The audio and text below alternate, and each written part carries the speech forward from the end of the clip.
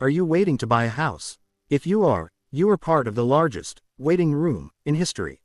Millions of Americans are sitting on the sidelines, waiting for one specific thing to happen. They are waiting for President Trump and his new Fed pick, Kevin Warsh, to slash interest rates to 1%.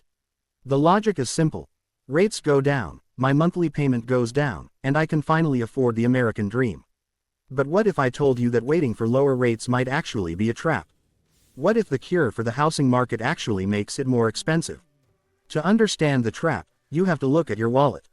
Americans are currently drowning in a record $18.59 trillion of household debt. Credit card balances alone just hit $1.23 trillion, an all-time high. We are stretched thin. That is why everyone is desperate for Kevin Warsh to cut rates. We need relief. But here is the problem. The Fed controls the short-term rate, but they don't directly control the mortgage rate. The bond market decides that. And right now, the bond market is nervous. Kevin Warsh has a radical idea to fix this. Unlike the old strategy of buying mortgages to keep rates low, Warsh has suggested the Fed should sell its massive hoard of mortgage-backed securities. He believes this will clean up the economy. But critics warn that if you flood the market with these assets, mortgage rates could actually spike temporarily, not drop. So, while you are waiting for rates to hit 3% or 4%, they might get stuck at 6% or higher for all of 2026. But let's play devil's advocate. Let's say Trump gets his way. Let's say rates do drop to 4% tomorrow. That is where the trap snaps shut. Right now, inventory is still incredibly low compared to pre-pandemic levels. If rates drop, millions of buyers who were waiting will rush into the market at the exact same time. It's simple supply and demand. When demand explodes and supply is low, prices don't stay flat.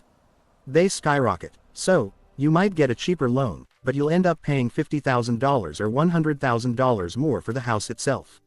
You aren't saving money, you're just paying the seller instead of the bank. Plus, don't forget the homeowners. Millions of people are currently locked into 3% mortgages from 2020. Even if rates drop to 5%, they aren't selling. Why would they trade a 3% loan for a 5% loan? This creates a gridlock. No one is selling, and everyone wants to buy. That is a recipe for a price war, not a crash. Here is the bottom line. The perfect time to buy doesn't exist. If you are waiting for a crash, you might be waiting forever. Experts predict home prices will either stall or rise slightly in 2026, not crash. Don't buy a house because of a headline. Buy one when you can afford the monthly payment. The housing market isn't a casino, it's a place to live. Don't let the waiting game keep your life on pause. Subscribe to escape the trap.